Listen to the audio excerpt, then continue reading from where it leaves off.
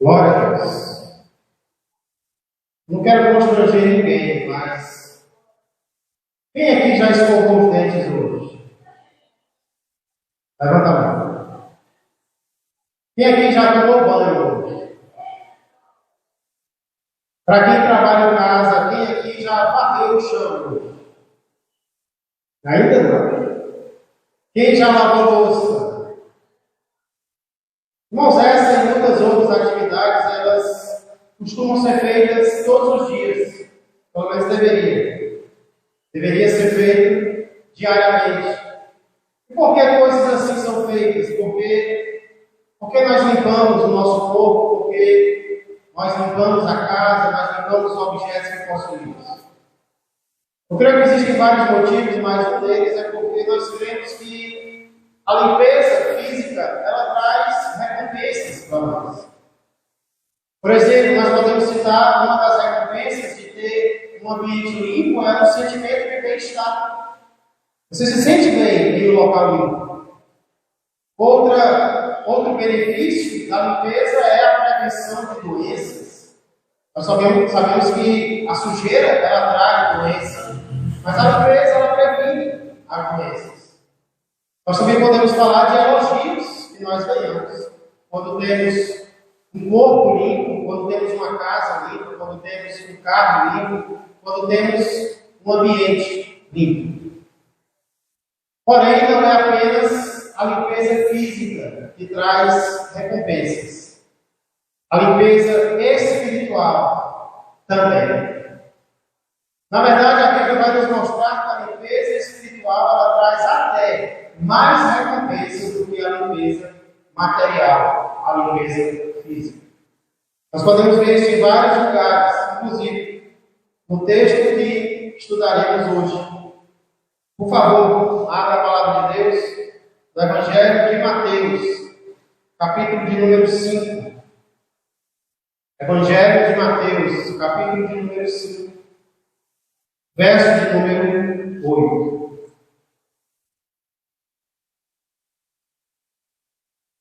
Evangelho de Mateus, capítulo de número 5, verso de número 8.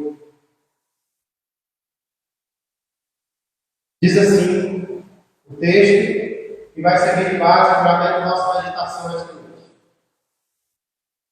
Bem-aventurados os limpos de coração, porque verão a Deus. Oremos. Pai amado e Pai querido, obrigado, Senhor, por este ambiente. Obrigado, Senhor, pela tua misericórdia renovada sobre as nossas vidas, que nos fez chegar até este lugar, Senhor, mesmo sem merecer. Especialmente, Senhor, quando nos comparamos com aqueles que moram em países onde fazer o que estamos fazendo agora é proibido. Mas nós estamos aqui com total liberdade, com portões abertos, para podermos te adorar, para podermos te render louvores, Senhor. Obrigado por este culto, obrigado pelas orações, pelos cânticos, e agora pela palavra, a qual nós acabamos de ler, e da qual nós iremos aprender agora mais sobre limpeza espiritual e a recompensa que isso traz para as nossas vidas. Pai, ajuda-nos a entender a tua palavra, a nos interessarmos mais e mais por aquilo que o Senhor, amorosamente, deseja dizer aos nossos corações. Pois o Senhor nos ama e tem provado isso a cada dia. Por isso nós pedimos e já agradecemos, em nome de Jesus Cristo. Amém e amém. Irmãos, como sempre, nós queremos ser guiados a meditar nesse versículo de acordo com duas perguntas. Nós seremos guiados por duas perguntas. A primeira é: o que significa ser limpo de coração? O que significa o que esse verso diz? Bem-aventurados os limpos de coração. E a segunda pergunta que iremos fazer é: por que os limpos de coração serão bem-aventurados? Porque aqueles que possuem um coração limpo são felizes, são abençoados. Começando então pela primeira pergunta, que é: o que significa ser limpo de coração? A palavra limpo, usada aqui pelo Senhor Jesus, ela possui dois significados básicos. O primeiro significado de limpo é aquilo que não tem sujeira, é aquilo que não está sujo. Por exemplo, mãos limpas são mãos nas quais não há sujeira, são mãos livres de toda sujeira. Esse é o primeiro significado básico de limpo. É algo sem sujeira, livre de sujeira. O outro significado de limpo é algo livre de mistura. É algo que não está misturado. Por exemplo, nós procuramos colocar no nosso carro, na nossa moto, uma gasolina limpa. E o que é uma gasolina limpa? É uma gasolina não misturada, é uma gasolina não adulterada. É uma gasolina na qual não há mistura nela. Então, limpo significa basicamente algo que não tem sujeira ou que não tem mistura, algo puro. Esses são os significados básicos da palavra limpo. Mas o texto também diz: bem-aventurados os limpos de coração. E coração na Bíblia, irmãos, é um dos nomes para o nosso interior, para o nosso ser interior, para o nosso ser invisível.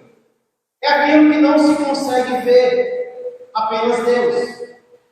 O corpo é aquilo que é visível, já o coração é aquilo que nós pensamos, é aquilo que nós sentimos, é aquilo que nós planejamos, e não é visto pelo homem. Nem nós mesmos conseguimos ver o nosso coração, não o coração físico, mas como é chamado na Bíblia, o nosso ser interior. É aquilo que nós não vemos, somente Deus consegue. Quando nós olhamos para a Bíblia, nós vemos que o coração era a grande ênfase de Jesus Cristo. Não que Jesus não se preocupasse com o corpo das pessoas. Não que Jesus não se preocupasse em como as pessoas se vestiam, por exemplo. Mas no Evangelho, a ênfase de Jesus, a maior preocupação de Jesus sempre foi o coração. Sempre foi o interior do ser humano. Nós podemos ver isso aqui mesmo, bem pertinho, no contexto de Mateus capítulo 5. Olha, por exemplo, o que Jesus diz nos versos 27 e 28. Falando sobre o adultério. Quando se fala em adultério, logo se pensa em algo físico, em algo corporal, em não se deitar com uma mulher que não seja a sua, com um homem que não seja o seu. De fato, o adultério significa isso. Ter um relacionamento físico com alguém fora do casamento. Mas Jesus também falou sobre outro tipo de adultério. O adultério do coração. Olha o que diz Mateus 5, 27 e 28. Ouvistes que foi dito: não adulterarás. Eu, porém, vos digo: qualquer que olhar para uma mulher com intenção impura no coração, já adulterou com ela.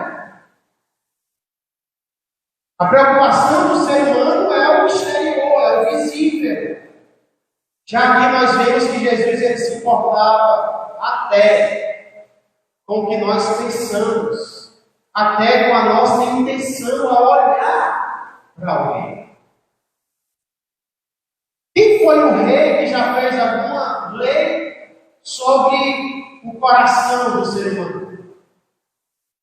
Se você olhar na história, não vai existir nenhum rei que fez uma lei acerca do coração de alguém. Mas no Velho Testamento, o 10º mandamento, qual foi? Não cobiçarás.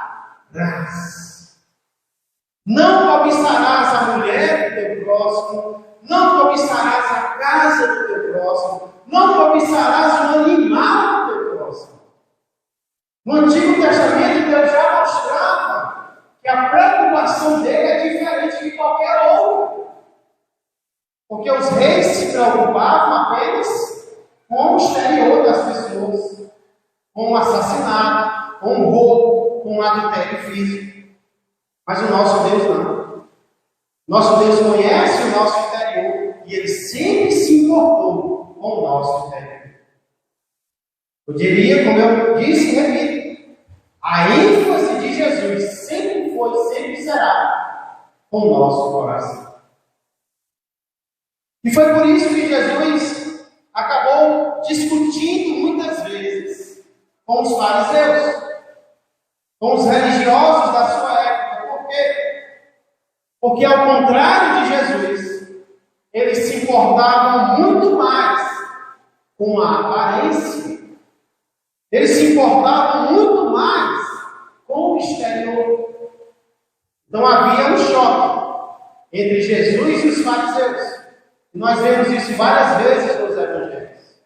Por exemplo, Mateus capítulo 15, se você quiser abrir comigo lá.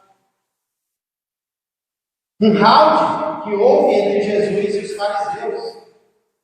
Aqui em Mateus capítulo 15, justamente sobre a preocupação. A preocupação dos fariseus era com a limpeza das mãos, era com a limpeza do corpo, era com a limpeza exterior. Jesus, não é que ele não se importava com isso, mas ele estava muito mais preocupado com o coração do ser humano. A partir do verso 1, Mateus 15, a partir do verso 1. Então vieram de Jerusalém a Jesus alguns fariseus e escribas e perguntaram: por que transgridem os teus discípulos a tradição dos anciãos? Pois não lavam as mãos quando comem. Parece a mãe da gente. A preocupação dos fariseus era porque os discípulos de Jesus não lavavam as mãos quando comiam. E não era um lavar qualquer, não, era um lavar cerimonial, era um lavar simbólico, tem que lavar as mãos cerimonialmente. Por que eles não lavam as mãos como a gente costuma lavar? Esses teus discípulos não sabem de nada, eles não seguem os nossos ritos, eles não seguem a nossa religião. Aí eles vão levar uma lapada agora de Jesus. Verso 3: ele, porém, lhes respondeu: por que transgredis vós também o mandamento de Deus, por causa da vossa tradição? Porque Deus ordenou: honra a teu pai e a tua mãe, e quem maldisser a seu pai ou a sua mãe seja punido de morte. Mas vós dizeis: se alguém disser a seu pai ou a sua mãe, é oferta ao Senhor aquilo que poderias aproveitar de mim, esse jamais honrará seu pai ou a sua mãe. E assim validastes a palavra de Deus por causa da vossa tradição. Vocês estão preocupados porque os meus discípulos não respeitam a tradição de homens? E por que vocês transgridem o mandamento de Deus? Vocês desonram o pai e a mãe de vocês? Hipócritas! Bem profetizou Isaías a vosso respeito, dizendo, verso 8: este povo honra-me com os lábios, mas o seu coração está longe de mim. E em vão me adoram, ensinando doutrinas que são preceitos de homens. Esse povo me honra com os lábios, sim, mas o coração dele está a quilômetros de distância de Deus. É um louvor hipócrita. Aí quando chega no verso 10, Mateus diz que, tendo convocado a multidão, lhes disse: ouvi e entendei. Não é o que entra pela boca o que contamina o homem, mas o que sai da boca. Sim, isto sim contamina o homem. Então, aproximando-se dele, os discípulos disseram: Sabes que os fariseus, ouvindo a tua palavra, se escandalizaram? Não é sempre que nós vamos dizer a verdade e todo mundo vai aceitar. Às vezes nós vamos dizer a verdade e alguns vão se escandalizar. Ele, porém, respondeu: toda planta que meu Pai Celestial não plantou será arrancada. Deixai-os, são cegos, guias de cegos. Ora, se o cego guiar outro cego, cairão ambos do barranco. Então lhe disse Pedro: explica-nos a parábola. Discípulos, eles eram leitos de raciocínio. Então, porém, Jesus, porém, disse: também vós não entendeis ainda. Preste atenção. Não compreendeis que tudo que entra pela boca desce para o ventre e depois é lançado em lugar escuro?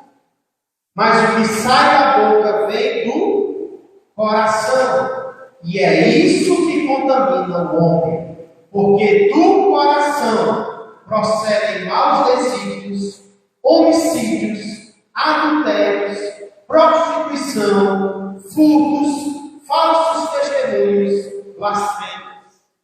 São estas as coisas que contaminam o homem, mas o comer sem lavar as mãos não o contamina.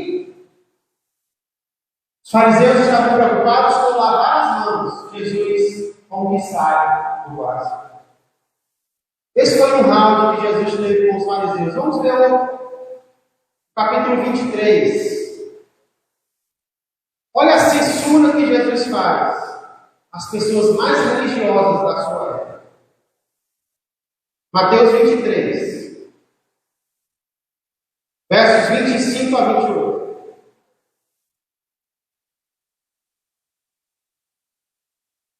Ai de vós, escribas e fariseus hipócritas, porque limpais o exterior do copo e do prato, mas estes por dentro estão cheios de rapina e intemperança. Fariseu cego, limpa primeiro o interior do copo, para que também o seu exterior fique limpo. É claro que Jesus não está falando aqui de copo, está falando do corpo. E ele não está dizendo que não devemos limpar o exterior do corpo, mas ele diz: limpa primeiro o interior, para que o exterior também fique limpo. Olha a prioridade de Jesus: primeiro o interior, depois o exterior. 27. Ai de vós, escribas e fariseus hipócritas, porque sois semelhantes aos sepulcros caiados. Caiar é pintar de branco, que por fora se mostram belos, mas interiormente estão cheios de ossos de mortos e de toda imundícia. Vamos trazendo para o dia de hoje, nós vemos que é muito fácil nós termos essa tendência de priorizarmos mais o exterior. Nós vemos que há pessoas que se preocupam muito mesmo com as vestimentas. Tem que se vestir com a roupa tal. E qual é a nossa tendência ao olharmos para uma pessoa bem vestida, por exemplo? Uma pessoa que se veste que nem um evangélico padrão. Nós achamos que aquela pessoa está bem espiritualmente, não é assim? Quando eu fui pegar o carro, eu deixei o carro na sombra e outra rua. E eu fui pegar, eu vi uma turma vindo. E aquela turma bem vestida, aquela saia que chega até o tornozelo. O primeiro pensamento que eu tive foi: rapaz, que povo espiritual. Esse povo está bem espiritualmente, né? Os homens de gravata e tudo. Mas eu não conheço o coração. Não é porque alguém está bem exteriormente, ele também está bem interiormente. Estou dizendo que é para a gente sair, ir para a igreja, que nem quem vai para a guerra, né? Todo rasgado, as roupas mais velhas que existem. Não. Nós temos que cuidar do nosso exterior. Mas qual é a prioridade, irmãos? Por que muitos não estão hoje na igreja? Muitos não estão na igreja hoje porque estão em academias. Estão cuidando do exterior. Como é que está o interior destas pessoas? Como é que está o interior de muitos estão por dentro. Então não é que nós não vamos cuidar do corpo, não é que nós não vamos cuidar da casa, do cabelo, do carro, não. Mas a prioridade tem que ser o nosso coração. Bem-aventurados os limpos de coração. Juntando tudo isso, então, ter o coração limpo, entenda, significa ter o interior totalmente voltado para Deus.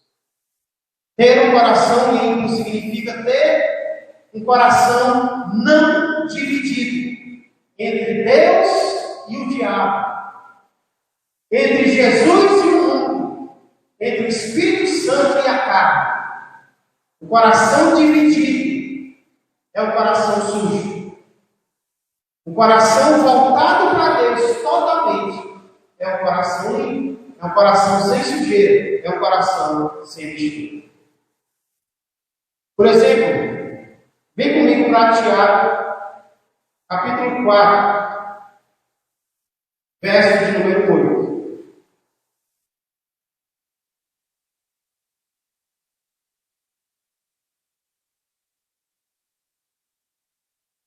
Tiago, capítulo 4, verso de número 8.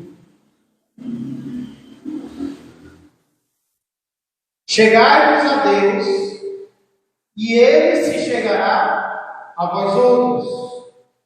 Purificai as mãos, pecadores, e vós que sois de ânimo dobre, limpai o coração. Qual é o contrário de um coração limpo? É um coração de ânimo dobre.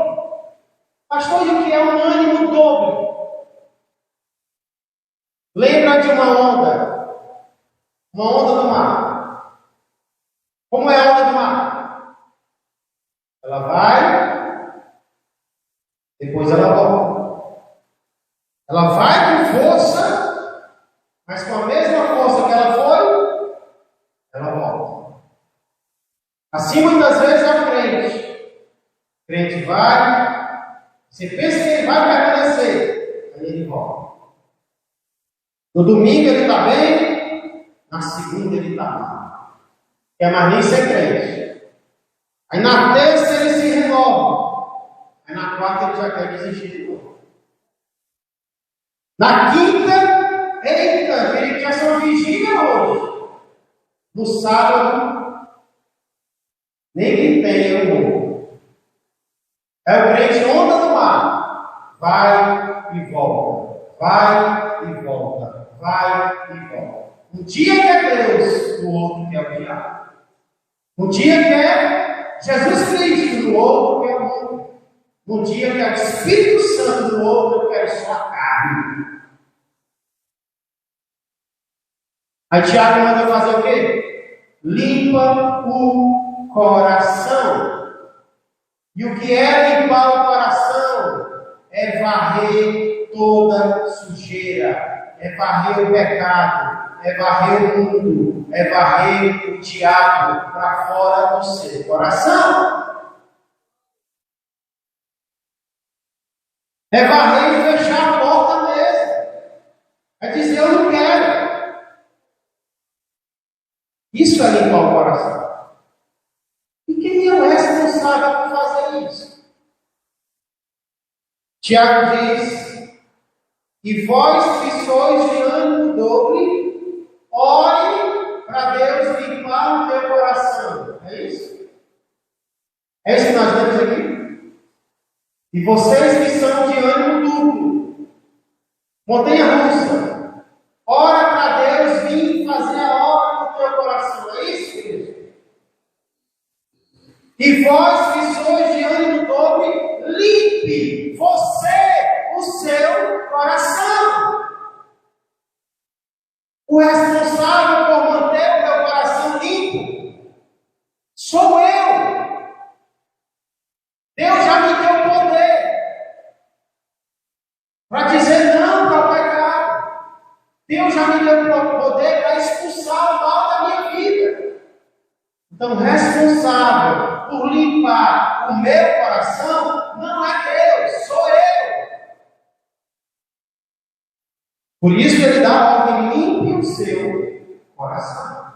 E como é que o nosso coração se encontra hoje? Cheio de sujeira? Cheio de poeira? Ou limpo? É isso que significa ser limpo de coração. E a segunda pergunta é: por que os limpos de coração são bem-aventurados? O versículo que nós lemos no início diz: bem-aventurados os limpos de coração, porque eles verão a Deus. Não sei se vocês já viram fãs permanecendo dias e noites em frente a altares, na esperança de ver, só ver o seu ídolo. Alguém já viu algo assim na televisão? Que patético! Que tolice! Se sacrificar para ver alguém que não vai contribuir em nada para a tua vida. Alguém que nem liga para você. Alguém que se chateia porque você está ali para ver. Mas é diferente. Temos a esperança de ver o nosso Criador e o nosso Redentor. Bem-aventurados os limpos de coração, porque eles verão. Não a qualquer pessoa. Eles terão como recompensa o ver a Deus. Ver a Deus era o grande desejo de homens, por exemplo, como Moisés. Moisés tinha tudo que ele poderia ter. Mas o maior desejo dele foi: Deus, me mostra a tua glória. Deus, eu quero te ver. E quando ele viu um pouco da glória de Deus no coração dele, quase parou. O grande desejo de Jó era ver a Deus. E você lembra o que Jó falou no final do capítulo do livro? Antes eu te conhecia só de ouvir, mas agora os meus olhos te veem. Deus explicou para Jó como ele sofria. Deus respondeu às perguntas de Jó? Não. Jó viu Deus e isso foi o suficiente. Então esse desejo de ver a Deus que todos nós temos, nós queremos ver Deus. Ele começa a se cumprir aqui mesmo na terra. Nós começamos a ver Deus nos acontecimentos, nós começamos a ver Deus nas circunstâncias, nós começamos a ver Deus na natureza, nós começamos a ver Deus na palavra. Quando nós somos limpos de coração, quando nós expulsamos o pecado do nosso coração, Deus começa a se revelar mais e mais para mim e para você. Nós passamos a ver Deus em todo lugar, em todo momento. Como Moisés viu, como Jó viu. Mas, irmãos, muito mais está por vir. Nós veremos Deus por completo quando nós formos para a glória. 1 João, capítulo 3. Olha a promessa que a palavra de Deus nos faz. 1 João, capítulo 3, verso de número 2.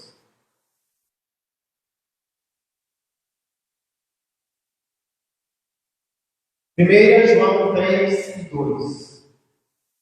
Amados, agora somos filhos de Deus, e ainda não se manifestou o que haveremos de ser. Sabemos que quando Ele se manifestar, quando Ele vier, seremos semelhantes a Ele. Sabe por quê? Porque haveremos de vê-lo como Ele é. Hoje nós vemos apenas manifestações de Deus. Mas um dia nós o veremos como ele realmente é.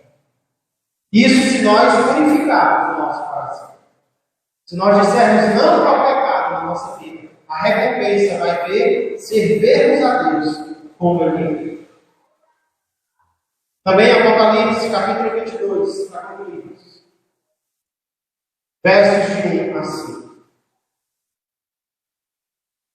Último capítulo da Bíblia. Apocalipse, capítulo de número 22. Versos de 1 a 5.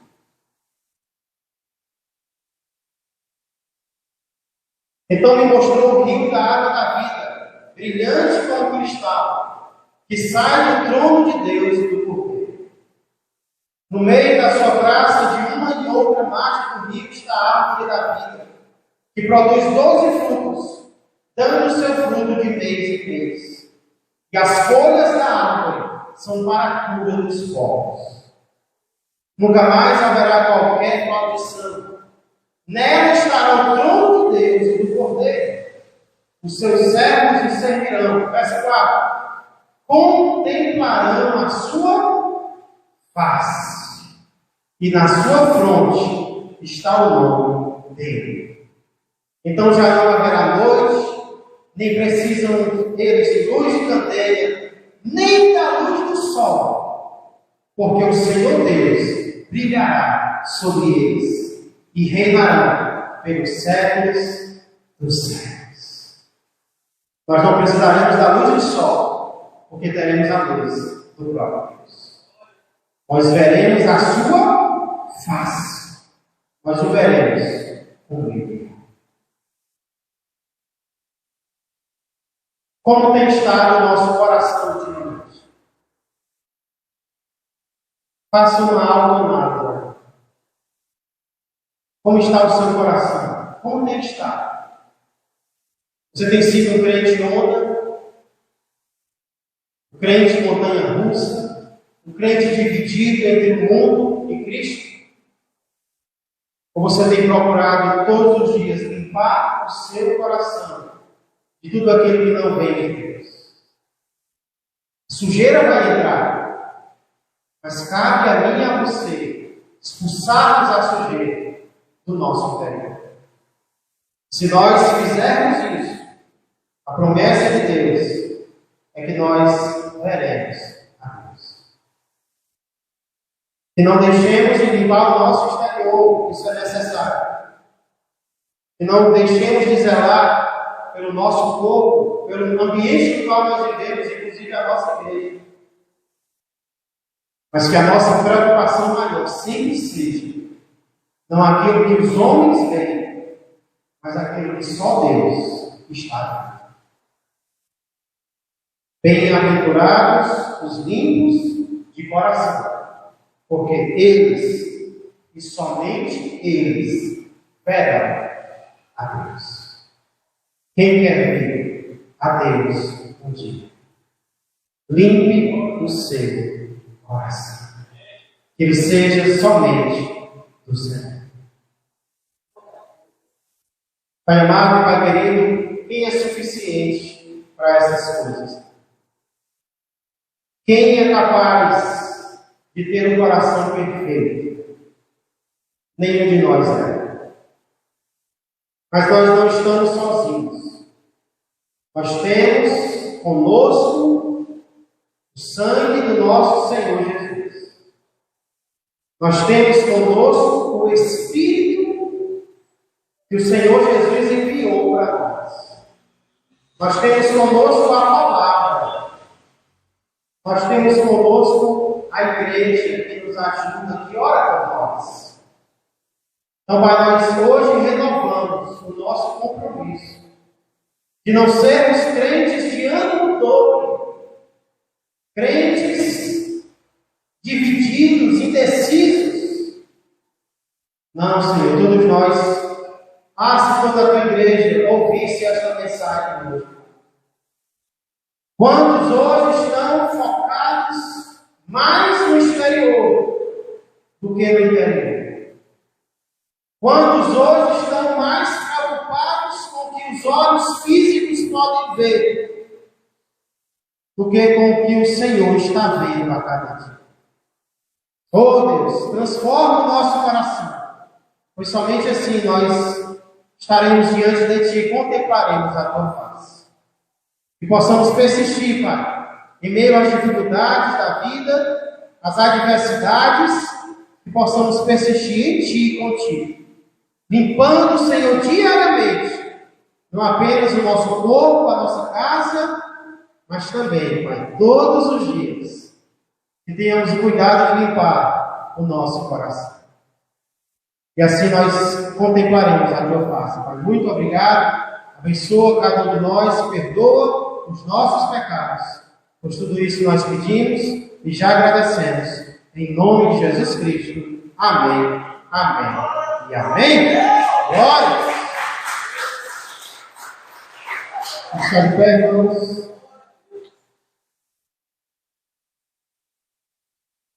Amanhã haverá ciclo de oração aqui na igreja, quinta-feira, culto de doutrina. Eu encerro este culto desejando que a graça do Senhor Jesus, que o amor do Pai e que a comunhão do Espírito Santo permaneçam e cresçam mais e mais na vida e na família de todos vós. Uma ótima noite a todos e uma volta protegida para os nossos lares. Amém!